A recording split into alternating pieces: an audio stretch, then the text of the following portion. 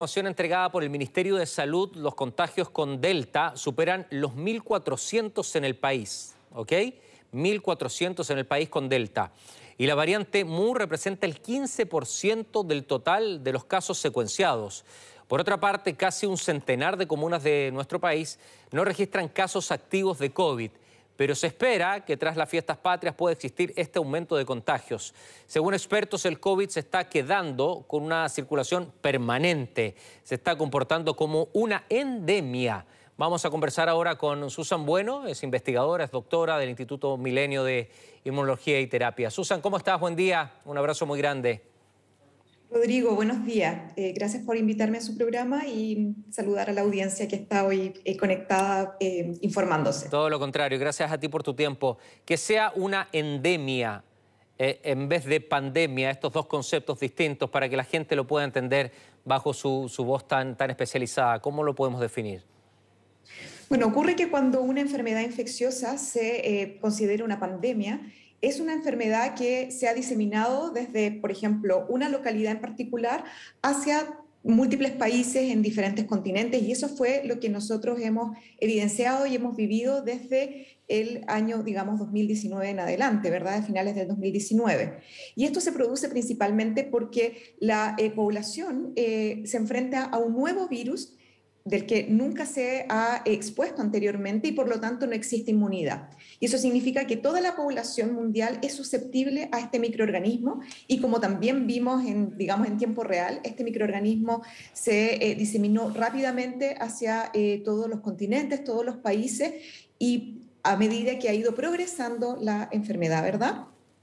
Las personas tanto que se han infectado y así como aquellas que han recibido la vacuna o las múltiples vacunas que se han generado y que las han recibido, por supuesto, posterior a la aparición de este virus, indica que ya en la población general hay una inmunidad, ¿verdad?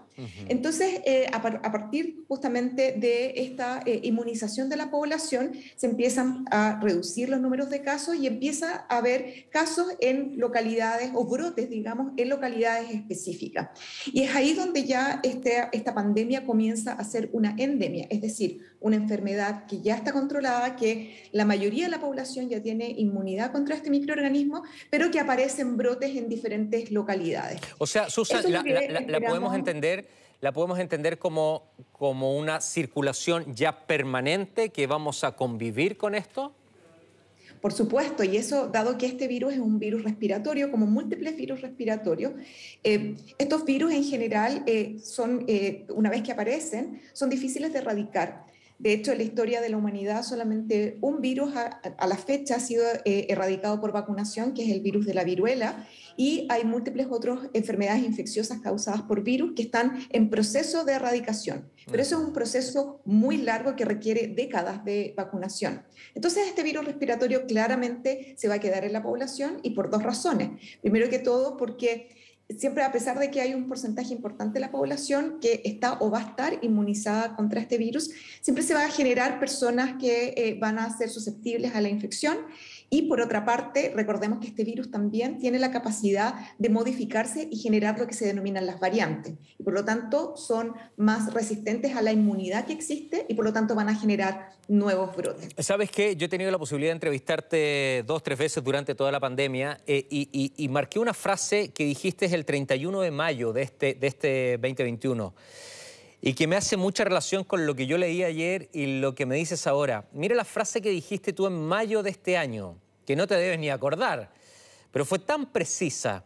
Dijiste, aunque todos nos vacunemos, el virus no va a desaparecer. Eso Correcto. lo dijiste en mayo de este año, estamos en septiembre. ¿Por qué lo dijiste con tanta convicción y hoy el tiempo te da absolutamente la razón? No, definitivamente sigo afirmando lo mismo, que aunque esté toda la población inmunizada, este tipo de virus, y sobre todo como lo conocemos, no va a desaparecer a no ser que se genere en el futuro, por ejemplo, una vacuna que sea capaz de ser efectiva contra todas las variantes que eventualmente se pudiesen generar.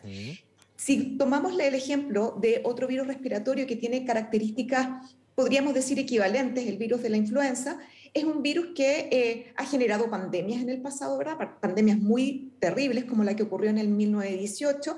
Se han generado vacunas contra este virus, pero aún así este virus sigue existiendo en la población y de hecho año a año tenemos que seguir vacunándonos contra este virus. Ajá. Y esto es por las características que tienen estos microorganismos, que tienen la capacidad de, digamos, evolucionar, seleccionarse y generar nuevas versiones que son, por supuesto, más resistentes a la inmunidad previa que se ha generado por versiones anteriores y, como comenté anteriormente, porque existe siempre un porcentaje de la población o que no se puede inmunizar porque no puede recibir vacuna o que reduce su nivel de inmunidad por múltiples razones. Y por supuesto, los niños que van naciendo y que no conocen prácticamente este virus, a no ser que en el futuro también se consideren y se generen vacunas que se puedan utilizar, por ejemplo, desde el nacimiento para poder eliminar eventualmente en el futuro esta enfermedad, pero posiblemente vamos a convivir por muchos años y eventualmente por, digamos, permanente. O sea, eternamente. podemos entender que esta vacuna va a ser como las vacunas que ya estamos acostumbrados, permanentemente todos los años vacunarse del COVID, por ejemplo. Susan, hablaste de las variantes. La pega del virus es mutar, ¿sí? La pega del virus es transformarse, es vivo, es inteligente el virus, se va transformando. No sé si te diste cuenta que en Arica, en nuestro país, el 60% de los contagios corresponde a la variante Delta. ¿Qué te indica eso? Bueno, primero que todo, transmitir a la población, a la audiencia que nos está escuchando hoy en día, que justamente los virus son agentes infecciosos que tienen una capacidad de reproducción muy rápida. Entonces, si pensamos en el ser humano, la capacidad de reproducción del ser humano es sostenida, pero es, digamos, es anual, digamos, es por año. En cambio, los virus día a día se reproducen y generan nueva progenie. Y en este proceso, además, los virus tienen una característica súper especial de que son capaces de generar cambios en su material genético por las características moleculares que tienen y, por lo tanto, en cada vez que se reproducen, por ejemplo, en una célula o en una persona, son capaces de generar múltiples versiones de este virus. Y claramente aquellas versiones que son más adaptadas para, por ejemplo, transmitirse mucho más rápido, resistir más al medio ambiente y otras características que los hacen más ventajosos, les van dando ventaja con respecto a otras versiones. Entonces, de esta manera se van seleccionando virus que son mucho más adaptados y uno dice, pucha, en tan poco tiempo han aparecido nuevos virus que son mucho mejores, entre comillas. Pero esto es por esta característica que tienen estos microorganismos y que se van seleccionando naturalmente.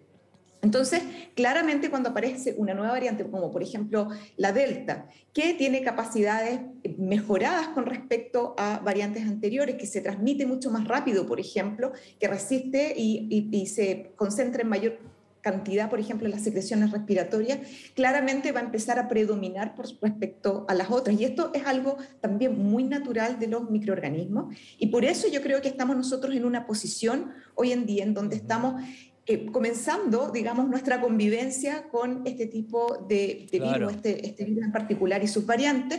Por lo tanto, no significa, por ejemplo, que tengamos una vacuna hoy en día y que hay un porcentaje importante de la población de que no vayan a aparecer nuevas variantes que sean más resistentes. Por eso es sumamente importante que, a pesar, y en este minuto, digamos que estamos en este proceso, en este punto de la pandemia en el que existen las vacunas, pero todavía tenemos muy alta circulación viral, que sigamos utilizando todas las medidas de prevención posibles que son individuales. Por supuesto, el distanciamiento físico de otras personas, la mascarilla, el lavado de manos. Y esto lo vamos a tener que mantener por mucho tiempo junto con la vacunación. Ajá. Susan, ¿es posible que nosotros lleguemos a un escenario de no tener fallecidos ya vacunados, pero de forma permanente? ¿Es posible eso? Bueno, eso es obviamente todo lo que todos esperamos y que este virus deje de causar enfermedades tan severas en un porcentaje importante de la población, pero también es importante considerar que justamente la vacunación induce una inmunidad protectora, pero existen otras condiciones de salud que también van, digamos, apareciendo en la población que es mayor, por ejemplo, en lo que se denomina, ¿verdad?, las comorbilidades, que pueden hacer justamente a una persona más susceptible. Y de hecho, las personas adultas mayores que son ya, que tienen, digamos, una cantidad y son mucho más longevas, está demostrado que la respuesta inmune empieza a reducirse y es menos activa. Por lo tanto, siempre van a haber porcentajes de la población que van a ser mucho más susceptibles a pesar de que estén vacunadas. Y por eso es sumamente importante que vayamos estudiando cómo este virus se va comportando en la población para colocar medidas adicionales, por ejemplo, en personas que ya podemos identificar como más susceptibles, independiente que estén vacunadas. Justamente si mezclamos todas estas estrategias de salud pública, de salud familiar, por ejemplo, y de vacunación, y eventualmente otro tipo de herramientas de biomedicina que puedan aparecer, como son mejores antivirales, por ejemplo, o tratamientos que se basan en inmunoterapia, podríamos eventualmente llegar a una situación en que se identifique toda la población susceptible y se prevenga. Sería ideal. Susan, por último, viene el 18 de septiembre, ninguna comuna en cuarentena, hay mucha libertad. ¿Tienes miedo a una curva en alza? ¿Tienes miedo a un rebrote? En verdad, con este virus es muy difícil de anticipar qué va a pasar y, por supuesto, siempre tenemos que ser muy cautos y muy precavidos, considerando de que eventualmente este virus y los brotes de este virus pueden resurgir. Por lo tanto, yo considero que es muy importante transmitir a la población que si bien estamos en un momento epidemiológico que es muy favorable porque hay un porcentaje importante de la población que está inmunizada, tenemos una circulación viral muy baja, justamente existen factores que pueden favorecer que vuelva a aumentar la circulación de este virus. Tenemos todavía un porcentaje de personas que están rezagadas, que no se han vacunado. Tenemos porcentajes de población, la población más pequeña, ¿verdad?, que no tiene actualmente todavía el acceso a vacunas de forma masiva.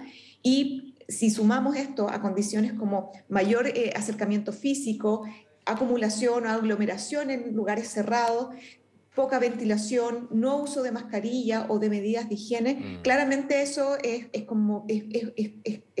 una indicación clara de que puede existir un aumento de la circulación viral. Por lo tanto, es una responsabilidad individual. A pesar de que tengamos todos estos buenos indicadores, tenemos que seguir siempre siendo muy absolutamente, cautos. depende nuestro también. Mucha pega nuestra.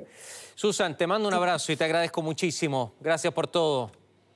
Muchas gracias a ustedes y bueno, por supuesto todos a cuidarse y seguimos en contacto. Exactamente. Gracias, Susan, como siempre, muy gentil.